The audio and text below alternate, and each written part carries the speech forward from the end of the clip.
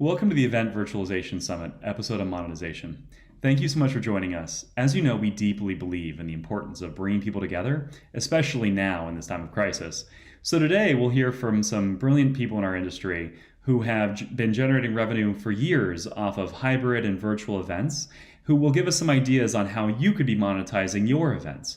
First, we'll have Whitney, a repeat successful entrepreneur and current CEO of the Validation Institute, speak to us on the communities he's built over the years that have generated revenue and ultimately been sold. Following him, we'll have Fortune Magazine's Chief Technology Officer and Three Pillars Senior Vice President of Product, discussing with us how they've taken Fortune's exclusive elite CEO roundtable and seminar model and expanded both the audience and revenue opportunities. Following them, we'll have the Chief Digital Officer of Informa, Jason Brown, talking to us about the B2B revenue generating platforms he's been building since his days at Canon, which sold to UBM.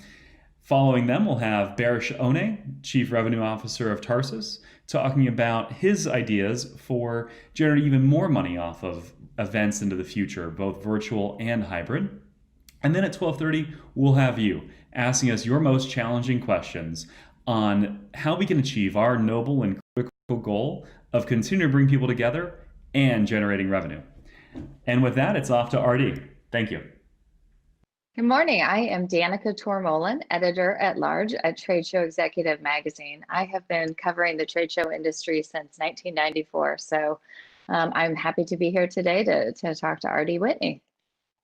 Good morning. My name is RD Whitney. I'm currently CEO of the Validation Institute, and for the past 30 years, I've been building professional communities.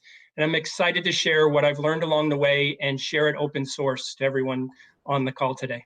So you just launched this in March. So the Validation Institute spun out of Intel and GE 4 or 5 years ago. Okay. It wasn't really commercialized, and it was a purchase by an investor who brought me in to commercialize it. And so we've been at it for about a year and 6 months now, and it's doing great. It's really spreading across the country. So tell us a little bit about the virtual component and then the in-person component, if you've had some already or if you're planning to do that. In this case, what we did was we started with what we had was this validation service. And then we went to online certification.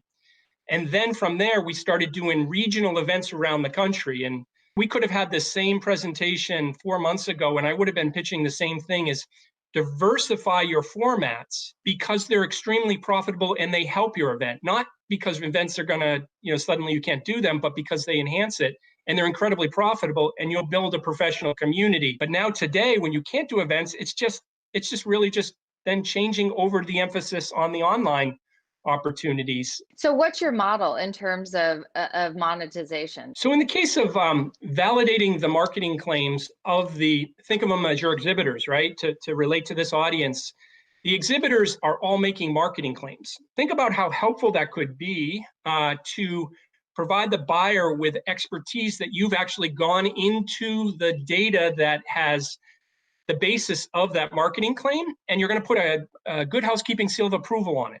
The second monetization is that online learning component, or that certification model is extremely profitable. So we sell ours for $1,195 per seat. Okay. But I was thinking of it as once you build one, that's the sunk cost, right? And then all the rest are just the very, very little cost of the transaction and maybe some commission, but the margins are in the 90s. Okay. The next monetization is that membership. Once they become certified, they tend to want to share tools and resources that help them do their job better. And then the fourth component, of course, is live events.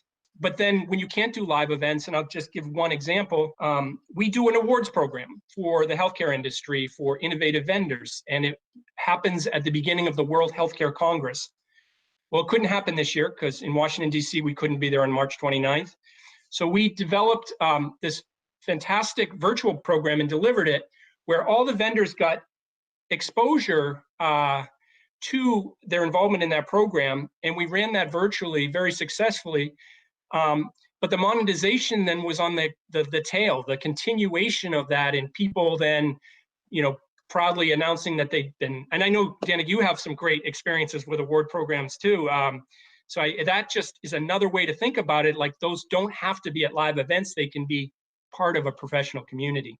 So are the memberships, is that like an annual fee, a monthly fee? How does that work? It's different. So sometimes annual fee makes the most sense, and I would say that's the most prevalent. But sometimes it's a monthly reoccurring fee as well. What are some of the programs that you ran virtually?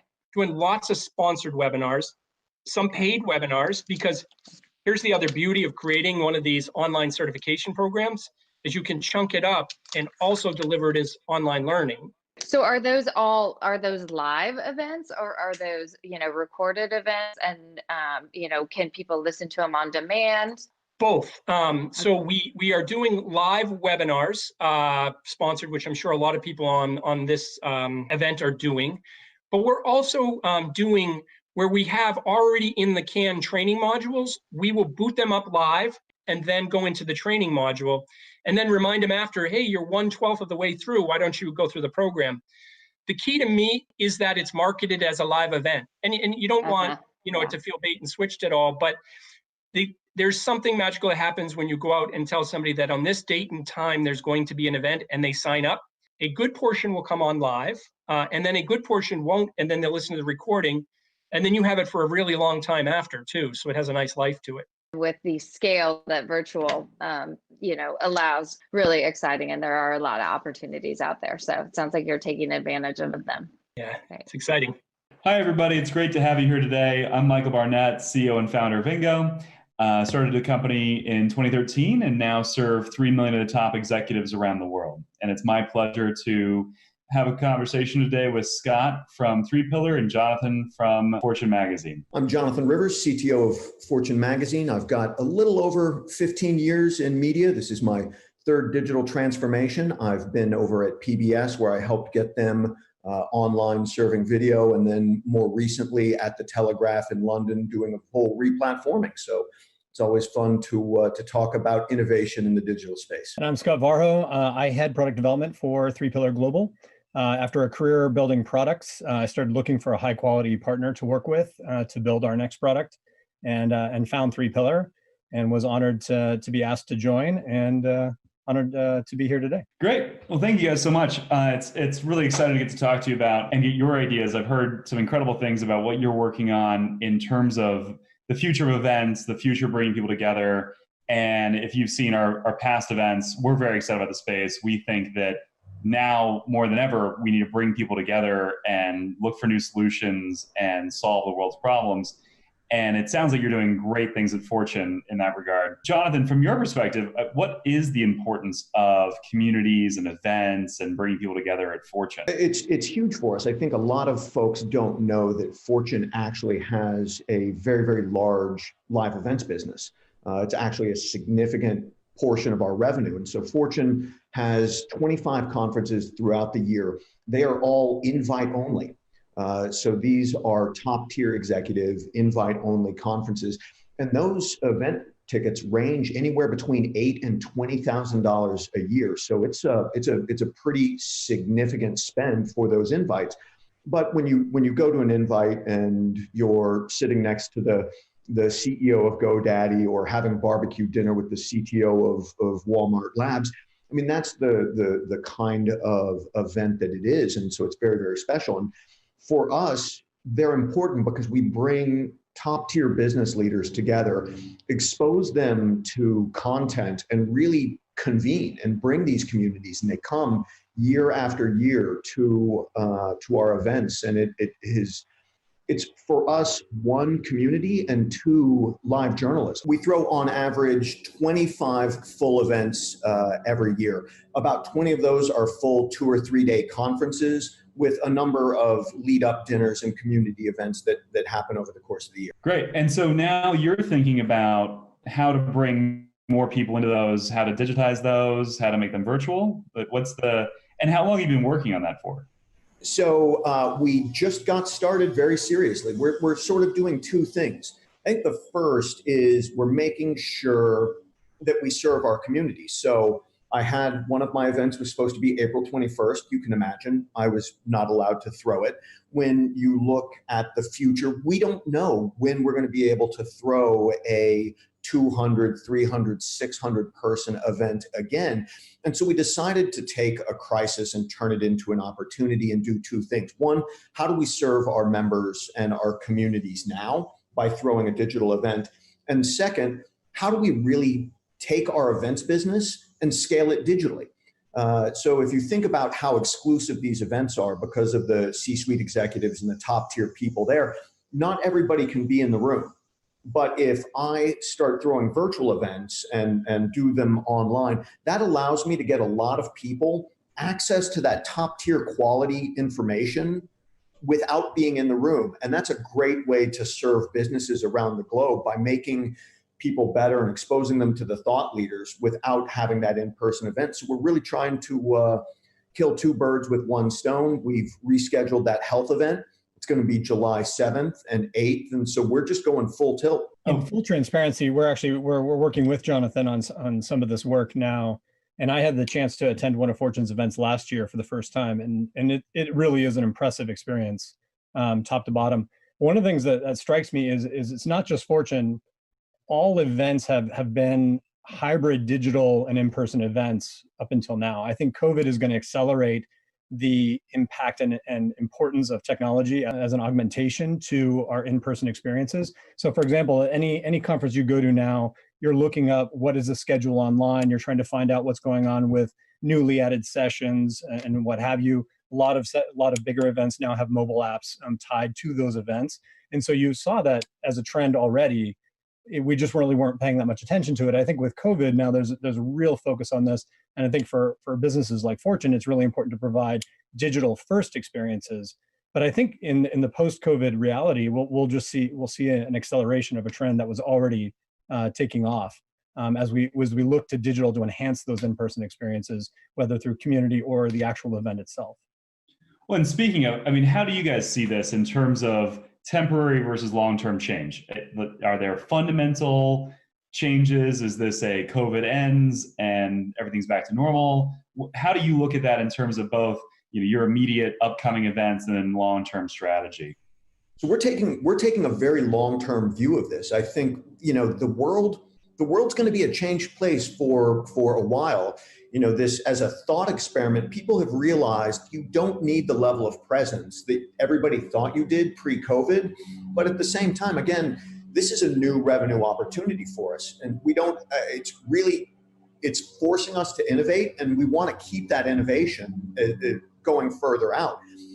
To have an invite-only event and to have a community feel, it has to cap out at 500-600 people. There's a limit to how big that can get. But having online events or virtual events, that can give you thousands, tens of thousands. It's a great way for us to accomplish a lot of our journalistic mission in another fashion by really amplifying it. And I think this is a world we want to live in, not maybe like the COVID world, but a place where we've got much broader reach that these digital events give us. So we're thinking this is long-term. But one thing that I know Jonathan knows this, you also want to make sure that it's not a poor proxy for that in-person experience. So as Jonathan talked about, there's real value to sitting next to the CEO from GoDaddy and having lunch, right? And or having a coffee and bumping into the types of people that you admire, you respect, you want to have conversations with about really important topics. And so the important thing is that the digital experiences are just as rich as those in-person experiences. And we know that is possible, but it requires a sustained focus to pull that off. When you say just as rich though, Scott, I'm curious on that. I'm gonna dig in a little bit on that because I like the idea. If you could create a digital experience as rich as an in-person experience, I think a lot of the people viewing this right now would be terrified, but also very interested in the opportunity to capture revenue right now. Mm-hmm. So when you say that, you've got to be thinking about pluses and minuses, right? There's got to be some things you're losing and some things you're gaining. So can you unpack that for us? Thinking about how you provide those authentic, rich human experiences through a digital platform. We know they're possible. Here we are having this conversation. It's not the same, but once you get exposed to a COVID type scenario, right, you certainly start to appreciate things differently than you did before. in the event space, a lot of times content will be used to attract people, but it's the community and the people that are there that keep you coming back, right? It may or may not, right? So the buyer or the consumer of the event has to have a tipping point and realizing, oh no, it's the community that I wanted just as much as the content. Content's great, but this other part was even better, and it isn't why I originally showed up. And because there's sort of an arc of realizing that that's what you want, I think it'll be really important to stay insightful and close to the attendees of these events and understand where they are in that value chain, what they appreciate, and then feeding them in a timely fashion those experiences that meet them where they are. Events are designed for hotels. Every event that you go to is designed around the hotel. I know that the systems that we use to plan our main school events they start with the hotel. How big is it? How many rooms does it have? How many people can I have? And so on and so forth. For digital events to be truly successful and deep, you have to say, these are the mediums that I have. And so get outside the thinking of, okay, 2 days, 8 hours, per day. These are my sessions. And instead reimagine where an event is just that. It's an event. And so for our health event, we're thinking about something as sort of long as having 4 invite-only pre-dinners, right? So we have 4 events leading up that are invite-only, that are conversations with our conference co-chairs, with our speakers, with industry luminaries, taking those conversations and feeding that back into the main program, and then changing the main program into something palatable for the medium. So 2-3 hour sessions that are split up with things that really work on a smaller screen rather than in person, and knowing and accepting the limitations of the platforms and maximizing your content for that rather than doing what you're doing. And then again, doing walkout events where you have events after what was traditionally the conference. And so you can actually spread that event over weeks and have a much more engaged audience that has multiple touch points rather than really viewing it as this small time constrained thing like we would do with a regular event. Yeah, I love the points you guys are making, but I think we gotta own the losses just a little bit more, because I want to focus on them a little bit, because to Scott's earlier point, sit next to the CEO of GoDaddy and for lunch is extraordinarily valuable. Sitting next to one of you over lunch or having dinner and then drinks, that there's something there that's hard to replace. So what do you think replaces that? What do you think provides so much richness that it offsets the meaningful and significant loss of not having that very personal relationship and connection? So I think it's community, and taking a shift in thinking from an event being a terrestrial event, and sort of that we have conference communities, and that's what we're doing at Fortune right now, where 2 of our 3 of our flagship conferences, Brainstorm Tech, which I'm a huge fan of, our MPW Summit, or Fortune's Most Powerful Women, or our CEO Initiative. And what we've done is, not only are a lot of these going to have virtual conferences now if we can't get back to some level of normalcy, but throwing community events where our CEO Initiative that had a monthly call that is now a monthly Zoom meeting that we bring guest speakers in and have topics. We've had 3 events for our MPW community. We have another 10 that are scheduled over the next 3 months. And so rather than a ticket sale, it's $8,000, you pay me once, you hang out with me for 3 days. We're turning these really into the notion of memberships that have a series of events and a series of touch points where we're doing things like moderated conversations where the community members can raise their hand. They can ask a question of the speaker, so that they get to see each other and they get to maintain the connection that they would have had. And because we have so many people that come year after year, we actually have these communities formed. And so for us, it's keeping them alive and keeping them all engaged.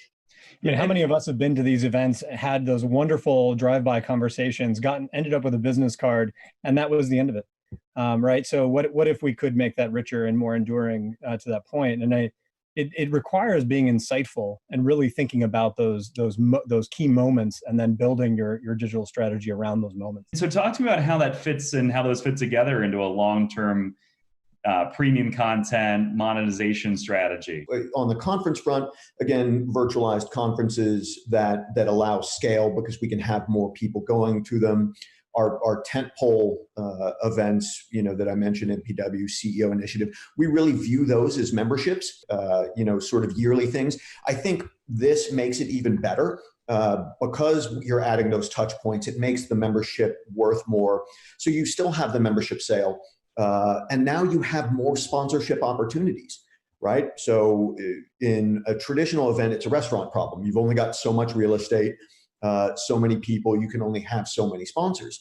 But if I'm now taking a 3-day event and making it 10 to 20 interactions over a year, that adds even more room for sponsorships, creative ways for our sponsors, our advertising partners to connect with our audiences. The second way is we're launching another product, which is called Fortune Connect, which is really designed at the hypo or the high potential employee. That is around purpose-driven leadership. And again, it's a membership organization that has a focus on community and content events, which gives us, one, consumer revenue from a membership point of view, and two, an increasing number of sponsorship opportunities or finding new partners. Either it's content that we want to get out there, services, or sort of perks that we can provide them. But I think it's really taking all of that and doing a long-term view with more smaller events that give more opportunity. To that point, membership and sponsorship, how are you having those conversations with your sponsors? And how would you discuss that with maybe somebody that it represents a smaller association or of, let's say, marketers or manufacturers, and they don't have Fortune's long history of digital sponsorship and digital sales? I think people really underestimate the connection that their attendees have with their event. My wife the other day was wearing her favorite sweatshirt, which was from NISUG, which was the Northeast SaaS Users Group that used to throw conventions, and this was from like 2005 or 2006. She still identified with that brand. Like, going to a regional programming group was part of her identity and something that she holds very, very fondly. I had that for Fortune events. It's how I met them. And so I think people really underestimate that, and that they should tap into that goodwill and utilize it. The second, when you're talking to your sponsors and your advertising partners, these are deeper relationships. They're not transactional. They're not drive-by. It's the opportunity to get a message out. It's the opportunity to have an evolving conversation that happens over time, rather than just being dialed in for that one moment. Any of us who've ever been at a trade show know that you have 30 seconds to give your pitch or 60 seconds to give your pitch. And if it's not perfect, it was a wasted opportunity. But when you're working with a series of events or all of these touch points, it's an evolving conversation. You don't have the pressure. You have more time for your audience to get used to you, to grow with you, to grow into your services. I think it's a better way of doing things. Yeah, and I'll add to this. I think that one of the things that we try to bring to the table that helps with these conversations is the product mindset. So both for, as I talked about before, the members that are showing up have a certain value proposition in mind when they show up. That will evolve. I think one of the things that Jonathan's putting his finger on is the time element of these events, which is really important. If you want to establish a relationship, it requires time. And so we see that evolve. And same thing for sponsors. They should have a value proposition where they're not an afterthought. They're not just given a spot, but they're given an opportunity to build those kinds of rich relationships. The same way as you would want members to form with one another, you want them to have that opportunity with sponsors, and vice versa. You want to make sure that you protect spaces so that they can opt out. I mean, that's going to be really important. And so really thinking through the types of experiences you want to create for all stakeholders in these events, and thinking about them as multi-stakeholder, multivariate events is really important as you then try to claw through what are ways for us to enhance the important elements we want to keep and also reduce the elements that we don't. What we see is that there's some real challenges around monetization right now for events and for those communities, while at the same time, there's an extraordinary amount of opportunity. We're talking about the attention and the eyeballs and the interest and the relationships of thousands, if not tens or hundreds of thousands of community leaders for these events and for these communities.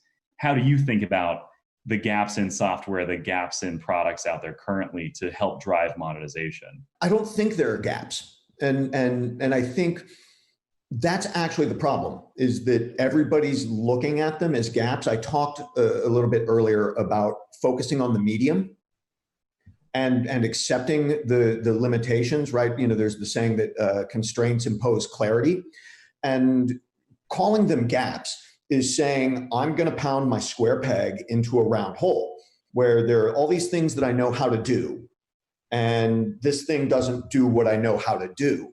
And that's the death of innovation right there. That's just not trying. And so accepting that platforms work like this and platforms work like that, and that I'm going to need to use this platform for this platform for that, and this platform for the third, needs to be accepted. And I think that's where you get into a lot of the things that you're going to need to build. And the real secret sauce is it's integrating these multiple platforms for a seamless customer experience. That's going to be the real secret. So I don't view it as gaps, because there's something out there that will do everything that you need it to do. You're just going to have to build the connective tissue from it, which is what guys like Scott do for a living. Yeah, and the thing that I want to, there's a word that you use, Jonathan, that I think is undervalued, which is the word focus. The important thing is, as you said, there's all the tools are there, but we need to think in terms of digital ecosystem. We're talking about members or sponsors that are having a multi-channel experience with your brand or with your event. And given that, we're not talking about building a mobile app. We're talking about building a mobile experience that is an extension of your digital ecosystem, right? So, which is just a very different challenge, and choosing what parts of that you're going to focus on. Where is your special sauce? Where are you going to enhance the experience that the tools sort of come with out of the box? Providing a mobile app is one thing. Providing a mobile app that actually enhances the overall experience with your brand is something quite different, and it requires a deep sense of insight into what the mobile user is looking for, and keeping in mind they may be looking only for a mobile experience. That may be the only digital touch point they have with you. So it has to stand on its own. But it also, if for example, if I update information on my mobile app and it doesn't show up in my registration in the next session, just by way of example, then that's not the integrated experience that I'm looking for, right? And so you do need this omni-channel experience. It's not so much gaps as I see a gap in mindset and approach. And then I see one of the things that always tickles me is when I see someone come in and ask for just an aspect of the experience, and they haven't thought about how this is going to play with the other parts of their digital ecosystem. And in those cases, it's a real education to say, look, you might want to trade off a little bit in terms of just this one channel, and make sure that you're investing in the connective tissue. And then also think very, very carefully about where you leverage third-party components and what you decide to custom build. If there's a part of your experience that is not custom, is not part of your secret sauce, is not a focused aspect of your strategy, it's probably best if you try to leverage third-party tools, because that little bit of extra control is going to cost you a lot of focus, time, effort, energy, and resources. And as Jonathan said, constraints are what are really important to acknowledge. And so being thoughtful about that, I think, is it gets undervalued on the front end. What does that ecosystem look like? What do you need to build? What do you need to have in order to create that opportunity for that community, not only to engage once for an hour, but to thrive and build over the course of months and years? Yeah, I think there are a number of things, right? First, you need a good digital presence, right? You actually have to have a place for content and information about your events in your community. You need systems that provide discoverability. To have a community, to have a membership, they have to know the options that they have. They have to know the things that they can be a part of. They have to be able to find them so that they can attend them. So that's a core component of it. And then I think CRM is really understated. So having a good CRM system, having a good membership management system where you know who your people are, you know how you can contact them, along with email marketing tools to keep them connected, is really absolutely essential. And I think those two form the core of it, or those three form the core of it, for me. And then it starts coming down to what are you doing with your community and how are you doing it. And so having an events platform and knowing what you want to get out of it and how you want to get out of it, or how you get through things, is going to be that final thing. And I think that's the one that's the most interchangeable, because you're going to want to find the platform that is correct for your event. Is it a community event? Is it a content event? Right? Is it one to many? Is it many to many? Is it about interaction? Is it really just a live stream? Do you actually need one? And thinking through that very distinctly is sort of key. But at the heart of it are the customer-centric parts, right? All of the things that are customer-centric. Who is your customer? How do you know them? How do they want to be contacted? And how can they interact more with you? That's the nucleus of that ecosystem.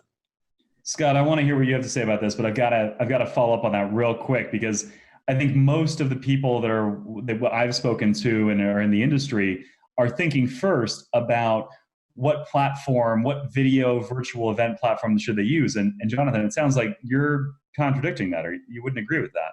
It's just the wrong place to start, because you're going to start with delivery. It's a solution then looking for a problem, rather than saying, these are my customers. How can I serve them? Right? I mean, I believe in customer centricity. If you ever see any YouTube video of stuff I've talked about, it features fairly heavily, but starting with your members, starting with your attendee, everything that you do should be in service of them. Every choice you make should be in service of them, rather than saying, this is my platform. You don't have Microsoft Silverlight installed? Oh, well, you can't come, right?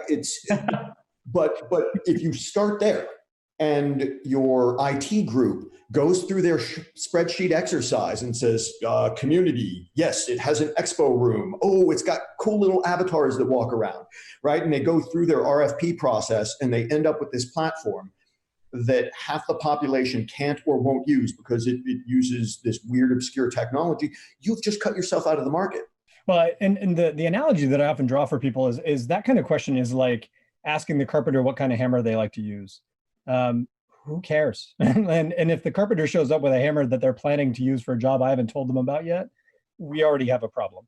It's really important to start from the job to be done, which in this case is delighting your members, creating rich experiences, et cetera, and then let the tools serve the purpose. And this is a really key aspect of Three Pillars product mindset, is building for outcomes and staying extraordinarily focused on both the experiences you want to create, the high value you want to add. That's what you're looking to do. That requires, really staying close to the customer, as Jonathan espouses, really getting rich insight into what it is that they're looking for, and including time as a variable in that, and then really driving your technology choices, your trade-offs, all of those things around that value you're trying to create. That's really fundamental. Yeah, and I think there's the notion of that focus around the content, as well as the shared experience. To your point, we can now have a conversation. We experienced the same content about Ingo and really understood deeply what you do and why you do it. And then we can have conversations about other ways to do it, ways that it's applicable, ways that I've seen other people do things that are similar. And it provides that focus in a moment, but it's also shared. So I think you can absorb it better, but also explore the idea rather than just consume it. I love that idea of exploring ideas as opposed to just, them bouncing off of you, basically, which can very often happen to me when I'm having a conversation briefly. I don't really get to dive into it with somebody. Yeah, I think there's a lot of power in a conversation where, if it's just a presentation, if it's one to many or sort of one to one, you're getting a particular lens and you don't necessarily have the opportunity to contextualize it or see how it's applied in the world or for other people. And there's a lot better ways to absorb it. If you get to interact, if you're participating in an idea, then it's more likely to stick with you rather than if it's just tacit entertainment. Well, appreciate it. This was great. Thanks for running over with us. Thank you so much for having me. This has been super fun. Hi, I'm Danica Tormohlen, editor-at-large at Trade Show Executive Magazine. I have been covering the convention and trade show industry since 1994. So I am excited to have Jason Brown here today with Informa Markets. Jason, why don't you introduce yourself? Hi, Danica. Thanks for having me. I'm Jason Brown. I'm the Chief Digital Officer for Informa Markets. We're a large trade show organizer with operations in Asia, in EMEA, and in the Americas. Great. Well, tell us a little bit about some of the digital products that you have that you're working on. Since COVID kind of kicked in a big way for us, we've got an increased focus on digital. And with that, we've got a real push to say, we have all of these events that we're pushing into Q3 and Q4 of this year. So how can we take care of our customers? And our customers are both the attendees and the exhibitors. And the standard default way of going into that would be virtual events. And this is where we have our traditional exhibitors and our attendees, so the buyers and sellers, coming together in a virtual environment and talking to one another. But we're also trying to think one step ahead as well. That's a very good tactic to get us through the coming months. But from a strategic standpoint, we're really looking at ways in which we can connect our buyers and sellers. So this means that from a platform standpoint, increase in video, programmatic ad buys and sells, continuing with virtual events, but probably leading on further into the environment in which our buyers and sellers do connect with each other, and really highlighting the quality of the audience we have. And by that, I mean that we have this great, unique person, and that person is an attendee who comes to the show. It's not a robot, it's not an algorithm, it is a person. And we got all of this data and understanding about what this buyer, as the attendee is, what they have, what they're looking for, and how can we connect that then to our sellers, our exhibitors. What's been successful so far? Webinars and virtual events is really where it's at. Okay. And they're very traditional. It's relatively easy to sell that. People understand that concept.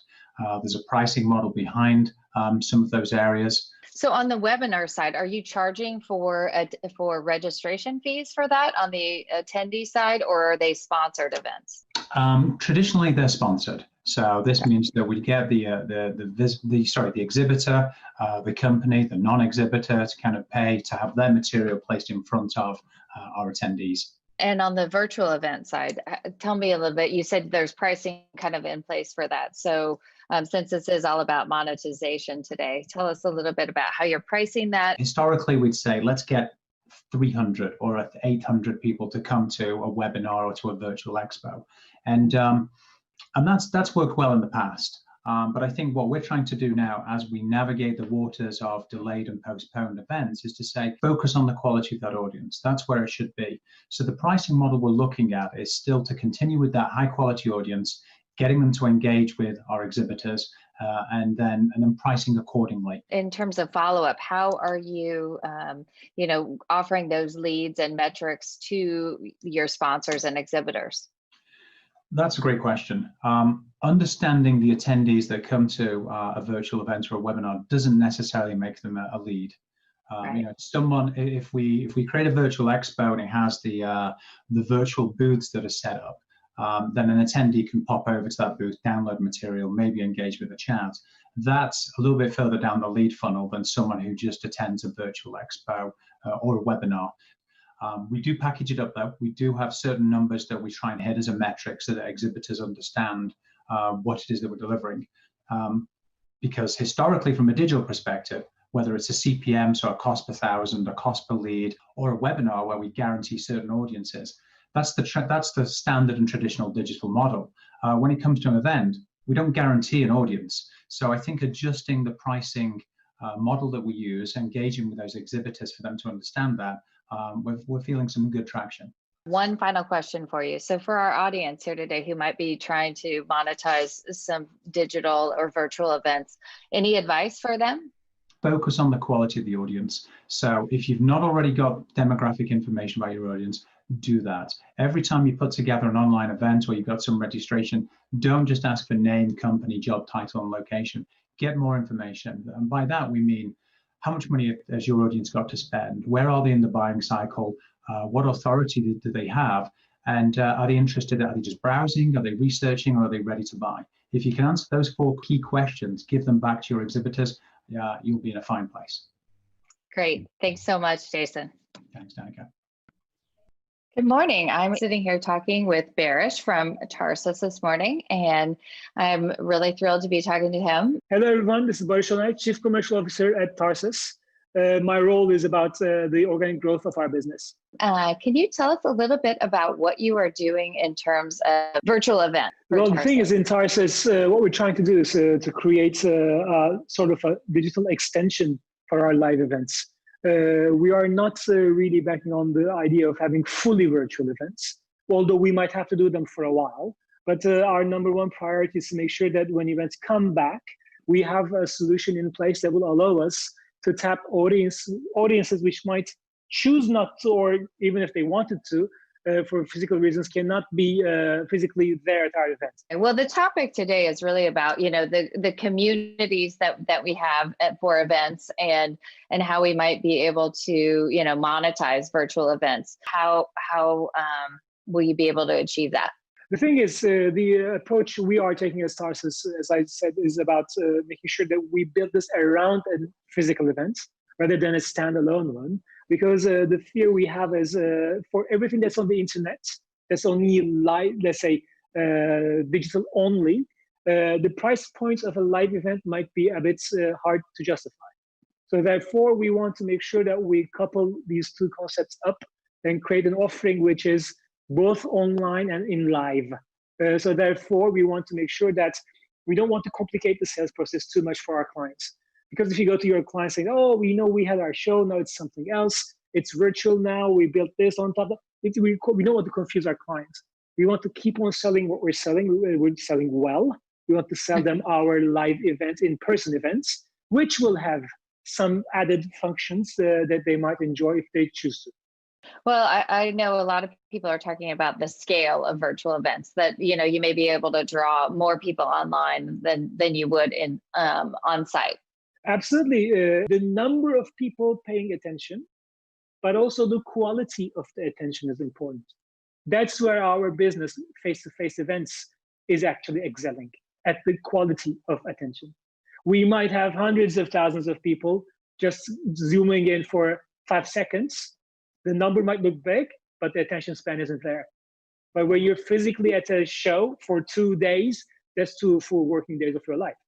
So that is why our business, our industry, is based on very solid ground. But when you try to look at the big numbers game, you might fool yourself, saying, hey, we got such a big crowd.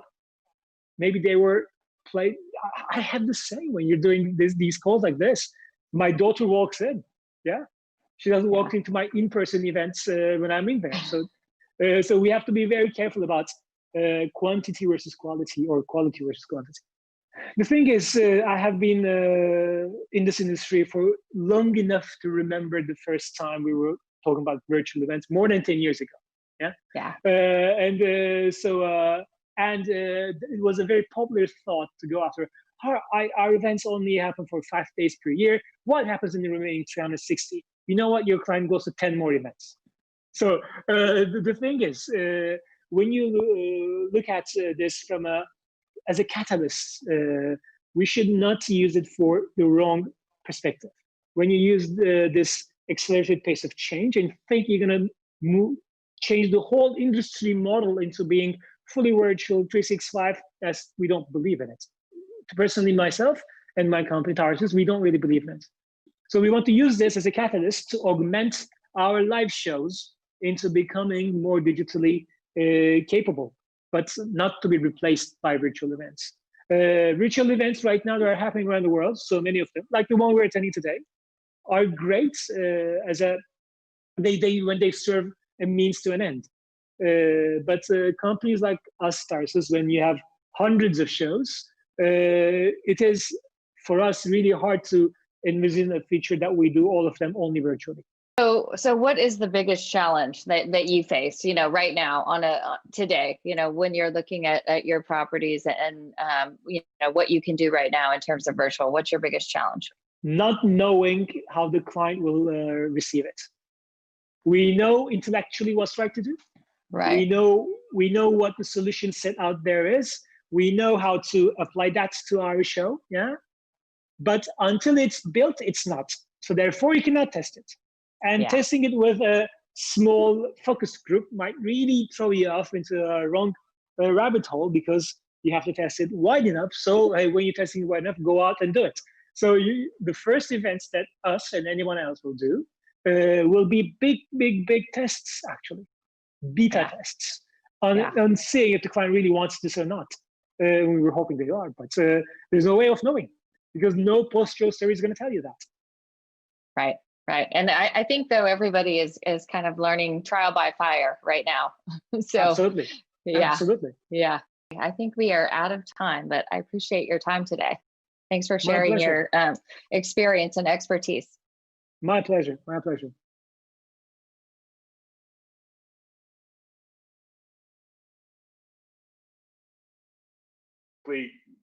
Answer that question again? Yeah, I think the question really was, what are the sponsor benefits and what value are we bringing? And I think that from my perspective, what we look about is the audience. That what's the quality of that audience that we're bringing, and what is it that what would they normally come to a physical event for? And it's product discovery, it's service providers, it's solution providers, it's engaging with those exhibitors. So putting a price on that will vary from event to event. In the virtual sense, if you're looking at providing a small niche audience who are very highly qualified, then that's got a different price than if you're doing a very generic or general virtual event or webinar where you're at the top of the funnel. So I think keeping the pricing in mind, that should be based upon the size and quality of the audience and where they are in the sales funnel. Great. I also think there's some questions here for Jonathan about, you know, the membership model and how you're charging for that, and what kind of benefits there are for the membership throughout the year and what you're offering. Yeah, so you know, membership is a direction that we've been moving for a while, and it really has started with our large tentpole events, and then moved from large tentpole events to a number of smaller community events throughout the year. So where you have your one big tentpole conference, and then a dinner in London and a dinner in Toronto throughout the year. So that way there are a number of opportunities really for our members to come together and learn and grow with each other. And now we're taking it even further, where it's about throwing a series of monthly events to allow them to continue to connect. And that's a direction that we really want to continue to go in, right? So how do we provide them the tools to communicate so that they can stay part of the Fortune universe and stay part of their community without necessarily having to take it to outside platforms? And that's really going to be the evolution that we're going to take. Great. Great. I also think that in terms of, let's see, one of the questions that we had was about data and what kind of data that you're getting for exhibitors and, you know, sponsors, and maybe somebody else would like to address this. I can jump in there. I think, you know, one of the great opportunities here with events and products around the thinking of a community around the event is the ability to see the data and understand how people are using it. In the case of a membership, for example, you can see what interest points people are actually using, what tools and resources they're actually going in and using frequently, so that you can emphasize that and increase the interest. In the case of a virtual event, you can see the particular areas that have more interest. That's actually very valuable then to the buy side, because they also, you know, get to see that as a bit of a focus group with instant results. Yeah. Jason, in terms, go ahead, Michael. No, well, I'm just curious. I thought that Jason had a few data points that were really interesting. I don't know if anybody you don't mind repeating those real quick, and I'd love to, if anybody had any others as well. I thought those were really valuable, and I missed at least one of them. Yeah, I think that what everyone should think about is that webinars and virtual events shouldn't be a one and done. They, you get people to register for an event, and they give you demographic information. As they're going through, say, a virtual expo, they're downloading, they're requesting information. You should think about the questions that you might also want to pose to that audience at that time, and then you can layer that on top. So the audience quality you get is not just a name and a job title and perhaps a company. It's now other questions that you can think about. So raising the level of the quality of the audience is key to, once again, pricing your event. And you can do that in many different ways. You don't have to just do it in this one, let's grab a registration form and do it. So think about the audience that you've got. Think about what you're offering them as value. And can you do that in step by step? So don't just think about, I'll hit an audience with 20 questions. Think about getting them to register first, then ask them more and more demographic information as they continue their journey and learn about the products and services that your vendors are offering. Well, if I can add, because I think there's an interesting point about the data and enriching the interactions. All of us who have attended events have stopped by tables of vendors that there was something about their their booth that made us curious to stop by, but we wind up having an interaction around something that we may not be interested in buying, which is ultimately low value to both parties, right? So if we think about this in terms of how the data can enrich, can make sure that we're getting high quality conversations, not just more at bats, not quantity, but higher quality. I think that's a place where the data can do a better job of helping the right people stand forward for you to talk to have high quality conversations, and to make sure that you as a potential buyer are also engaging with vendors or sponsors that you want that can actually help you with a challenge that you're facing. And it's a really great point. We've seen two very valuable pieces of data, we think. That one is that the average lead out there is about $200, according to Integrated Marketing Institute and a few others. But then also that the average attendee on a webinar will convert to a lead about 20% of the time. So if you were to think in big picture, you'd be targeting about a value prop of about $40 an attendee on a virtual event, which contrasts heavily at the hundreds of dollars per attendee and thousands in a lot of cases that you typically see in terms of a trade show attendee or conference attendee, whether they're paying or not. So that's a big difference. But at the same time, Scott and everybody is saying, and RD in terms of membership,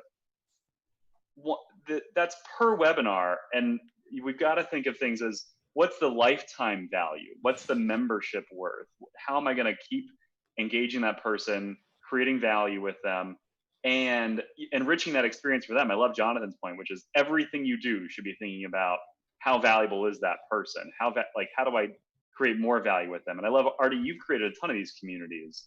How do you think about value per person, per member? Right. I think it's about finding the micro niche, and then it becomes extremely important to that customer. A good example, we built the Institute of Finance and Management, IOFM.com. It's now owned by Diversified Communications. And it's a thriving professional community in areas that you might not think about: accounts payable, accounts receivable, procure to pay. But it turns out that AICPA in that case didn't serve those, and there was no home for them. And I think if you can identify a home for your customer, you can deliver incredible value to them online. Building homes, I love it. It's a cool way to look at this. Michael, can I add to that as well, actually, when it comes to the price of a lead, or how much we should be thinking about charging? I think that what we've gone for, and many of us have gone through this process where we put together a webinar and how we valued it. And we've typically valued on how much of an audience size can we get. So can we get 10,000 people? Can we get 3,000 people? But we don't really think about the price. So if we don't think about the volume, if we think again about the quality of that audience, with the quality and the price of that lead that we're generating, that we send through to our clients, is going to be far higher. Because I think that the price of that lead comes down because we're talking about a bulk group. So in a way, at the sales funnel, it's at the very top of it in that awareness. And that's something that we've done historically. But now we've kind of changed the goal a little bit, because real events have been pushed to later this year and into next year. We should really think not about the volume, but more about the quality. I love that point. I love the idea that, instead of getting 10,000 people that are, let's say, worth $40 each, we're talking about getting 1,000 people that are No, worth $1,000. think about it even more. Think about getting 30 people. If you've got one sponsor and they've got a particular product and with an audience in mind, whether that's job title or a company they're targeting, why not get 30 people there? And I think then you drive, interaction between a client, between a buyer and a seller. So get even smaller, get more niche.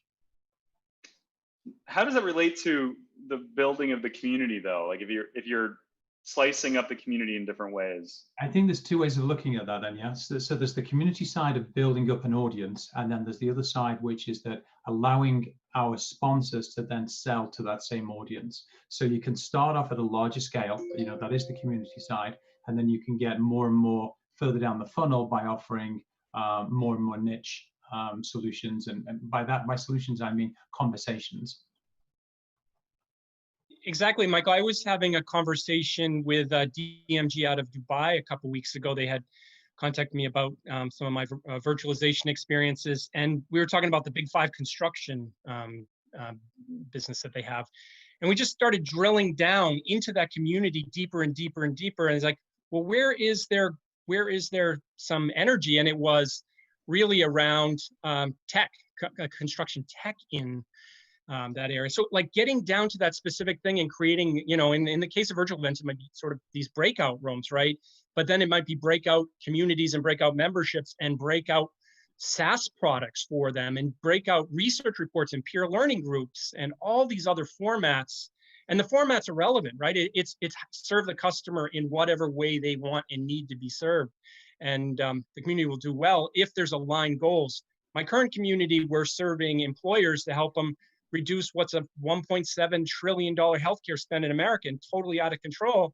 So we're aligned goals. We go in there, we'll give them techniques and vendor solutions that can help them reduce that to 30, 40%. So we have an aligned goal. And I think that's important. Yeah, and I'd chime in as well. I don't think the notion of community and niche are at odds. Even if you have a vastly broad community, they're going to have very, very many different interests and subsets.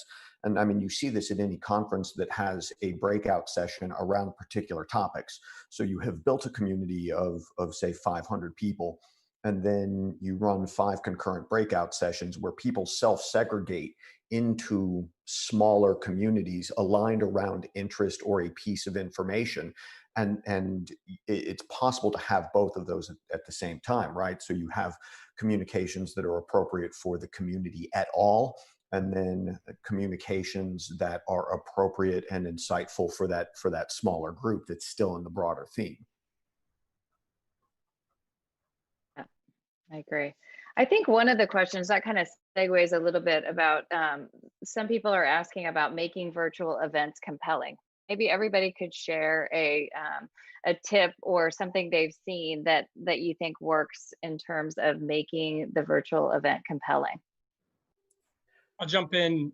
People support what they help build, and if they feel like they're building a community and they feel like they're part of that conversation in that community, they're going to be much more engaged. And so I think finding ways through the chat, through the various peer discussions and areas like that to make them feel involved and part of that voice.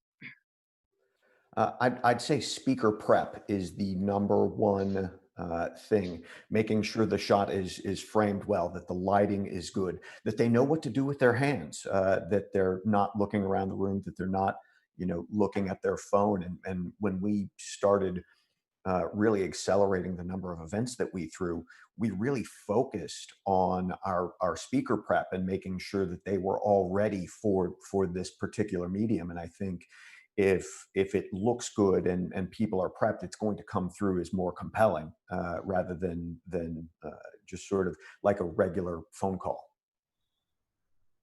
I can add to that as well, actually. I think that to that point as well, making sure that the speakers are prepped, making sure that when people are aware that it's a live event, and we've seen lots of questions coming through saying, is this live? And I can tell you now it's 11:02 in Colorado right now, so it's very much live.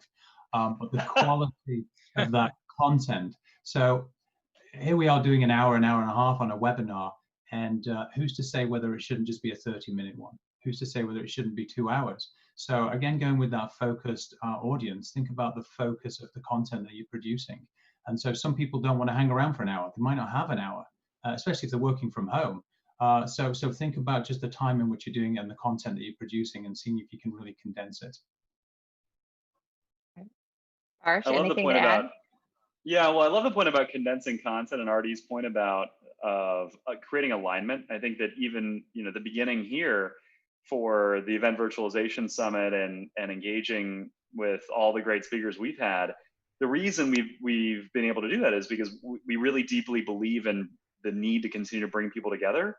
And there's a lot of people out there that are aligned to that goal of continuing to bring people together and exploring, the 3 episodes we've had. What platforms are out there? What creates an engaging event? And then how do you monetize it?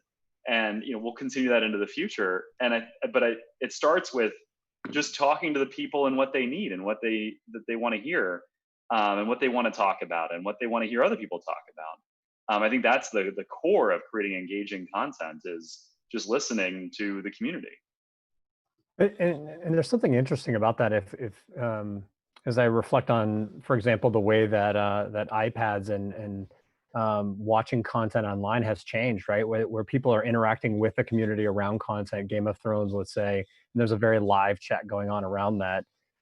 You think about how these types of platforms can create a much more intimate experience, even in a passive situation where maybe you have a keynote or what have you. And those feel like opportunities that are ripe for the digital medium to be able to exploit, to create, to close the gap between the speaker on the stage and the audience members. Right. I have another good question here on how do you ensure the relationship between the vendors and the buyers continues post the virtual event? Any experience with that from any of you yet? One thing, and I think this relates to events too. I think a lot of times event put the vendor in the corner and say, that's not thought leadership. Well, they're in the trenches. They're working with clients every day. They're actually the ones coming up with the innovation. And a lot of times they have a lot of thought leadership to bring forth. So I think it's making the community feel like there's not a vendor, a buyer, seller feel to it, that there's relationship, that you're deepening relationships and learning, and the gravity is that data, learning, connections. So not having separate mindset like that. Yeah, and the to that point, I mean, it's the quality of the content. If you're going out and providing thought leadership and you're giving to that community, they're going to come interact with you. If people are really good at being discovering if they're being sold to, and if they feel like it's an authentic value exchange, they're going to reciprocate. Jason, I think the thing we're seeing. Any thoughts? No, I agree with the panel here actually as well. I think the answers that I was thinking of have just been answered. I think we've got to think about it as similar to, or in response to what we're seeing in trade shows. Basel World, where Rolex and Philippe Patek are leaving, or Interbike a few years ago, or Comdex. Am I getting that right? In those situations, you got to think, well, why did those communities disintegrate? Why didn't they have that cohesion that you would want out of a community? And I love the points about thought leadership and alignment, right? Like, communities are united by a common goal, a common mission. And if you're not aligned to if you lose alignment to your community's mission, this is what happens, right? The community will disintegrate. The community will become damaged. But so the opportunity now is not to think, well, there is no community. The community is still out there. They can't get together in person, but they still are out there, and they still have challenges that probably in terms of healthcare, or in terms of shipping, or in terms of how to get people into the office or into the facility to do manufacturing, or how do you get them how do you get secure webinars? And there's just so many challenges that everybody's facing right now, that every community is facing right now, that could be uniting and bringing communities together. I think, Michael, to that point about Basel World, What's happening right there is they're going somewhere else, actually. They're not just disintegrating and sitting on their hands. They're going somewhere else. They're going to Geneva. Something new is brewing up. But this is, I think, a cautionary tale for every organizer out there, that you have to be really in the vein of what's going on in your community, because it is not yours. Yeah, you're servicing that community. You don't own the community just because they come to your event, and you cannot take them online. Yeah, you have to lure them towards you. You have to give them something very, very precious so that they come willingly. You cannot command people at your will. We have to really be very careful about our events, because some of our really established big events, we hear ourselves talking about, you know what, this is our community, we know everybody. How many times I heard that and we ran into trouble? Yeah, you can never know everybody. So the thing is, we have to really, I think the COVID situation overall is a very good reminder of that to us, that we have to really take customer service to new heights so that they stick with us. I think your comment around, let's say, the content quality is also have to be coupled up with product quality on how well we serve that content, how timely we serve that content, and how in line with expectations is that is very important at this time. There's a lot of questions on here about the systems that we use and the platforms we use, and I don't really want to address that, but there were a few questions about earning models and revenue projections. Like how do you determine how much this event will make? How do you budget for that and come through on that? Let me make a start on that. As I said in the first interview, we're trying to make sure that we keep these bundled in a way with real live events as much as we can. And we want to give the virtualization as an add-on function and keep our price points. But we also are aware that our cost base in the virtual event is not remotely comparable to what we spend to put on live events. So price flexibility will be a topic that will be important to address in the coming, let's say, months. It will teach us. But in a position where you cannot put together a live element to this show that you have to do online, then you're in uncharted territory for some organizers. But some organizers really do virtual events. We've been doing them for a while, so they will have set price points anyway. But then, as some of the speakers have said, it comes back to the value that you're creating for the clients. And I really like the idea of what Jason, I think, thought. If you get like 30 people in front of one vendor that are super engaged, that's of great value. They will pay. See, I disagree that virtualization is an add-on, and I think that when you change the mindset from the event being the center of the event being the gravity and it being one planet in a solar system, it opens up a world of revenue and monetization opportunities. And also the point about that it's got an event and it's not a 365 a day a year thing. I think it absolutely is. And I always say that your biggest competitor as an event is coming from a blogger that knows your niche better than you do at 2 a.m. in his underwear, right? I mean, they are the ones drilling down to what's really important. Right now in healthcare, I can tell you the particular community I'm in, telemedicine is pretty hot. It's grown 4,000% during COVID. Like, there are people out there building micro niche communities, I guarantee you, institutes. So that point, but as far as the monetization goes, it's beautiful, because if you do think about creating all these planets around your community, take something like membership. Well, that's an annual spend or a monthly spend that's reoccurring, and usually renewal rates are in the 70 to 90%. Certification, once you build one, then every other one is 96, 95% profit margin. You just got the transaction fee and maybe some commission.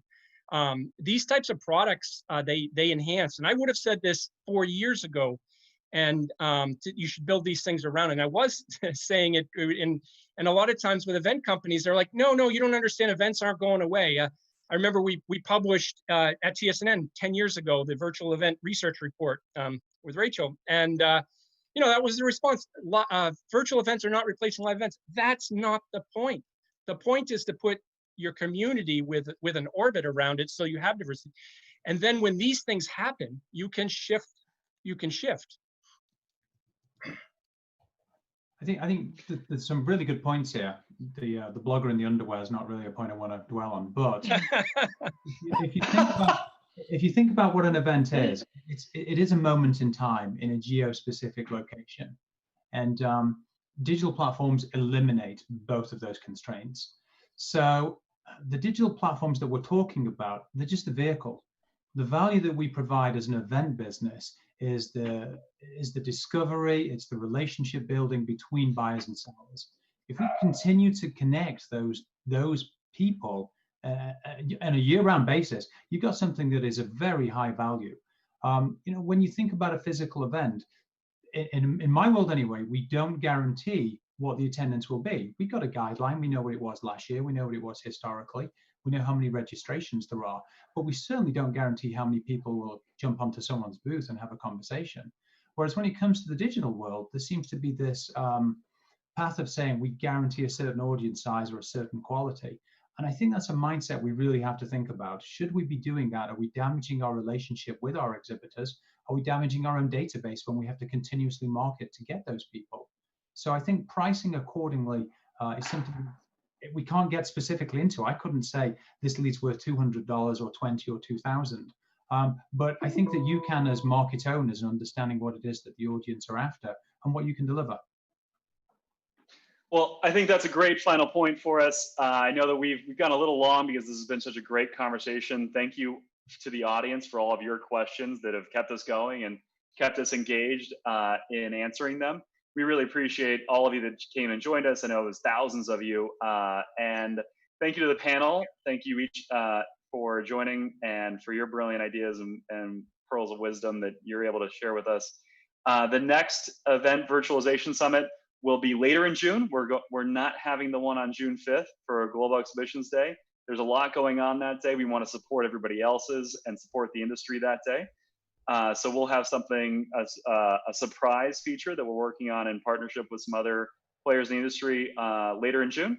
And until then, if you've got any other questions, please feel free to reach out. Thank you to all of our sponsors. Thanks to MoDev and Proper Expressions, and of course, Ingo for putting this together. And again, thanks to our panel. Have a great day or evening. Thank you. Where you are.